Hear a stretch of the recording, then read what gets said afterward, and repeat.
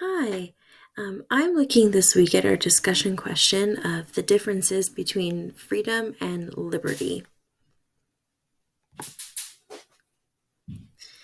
So, upon the research conducted over the past few weeks, it is seen that freedom and liberty have separate definitions but feed into each other.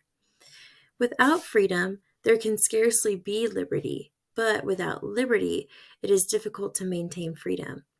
Winston Churchill, in his book Blood, Sweat, and Tears, states that civilization cannot last and freedom cannot survive unless mankind stands united in the name of liberty.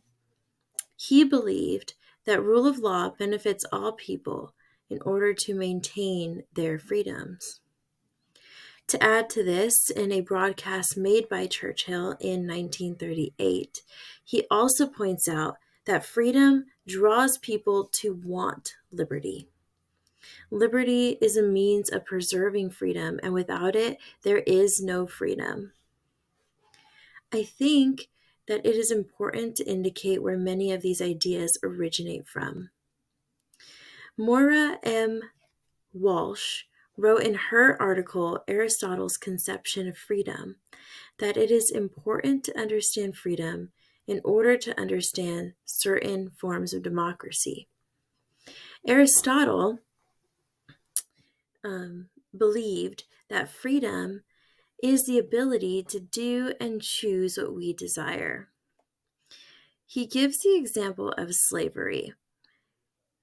Basically, he states that slaves are not free and cannot decide what they are going to do because their master makes those decisions for them.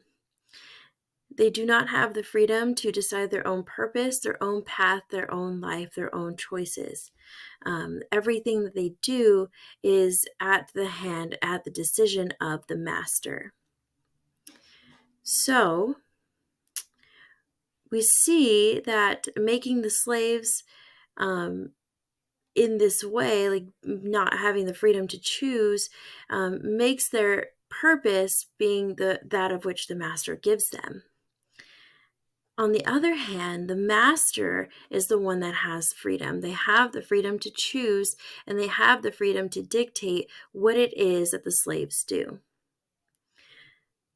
Through this example, Aristotle shows that the slave is not naturally free, but the naturally free man is one who is able to make decisions for himself and can lead and direct others. However, Aristotle points out that the free man not only decides for himself and for his own desires, but also does it within reason. If freedom means that a person only chooses their desires, then they are slaves to their desires and not acting with true freedom. Decisions within reason and for the benefit of many people appears to be Aristotle's definition of true freedom. And this type of freedom leads into liberty.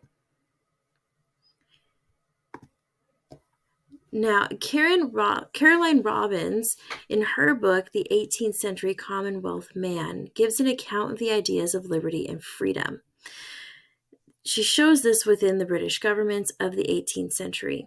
She mentions that republicanism has been the means of safeguarding virtues and freedoms of governments, and that it is vital to have a constitution to protect freedoms. Liberty within a government seems to allow governments or allow room for freedom, right? And that's my conclusion, that liberty within a government allows room for freedom, and that governments that divide the power within fellow citizens ensures equality and therefore ensures freedom.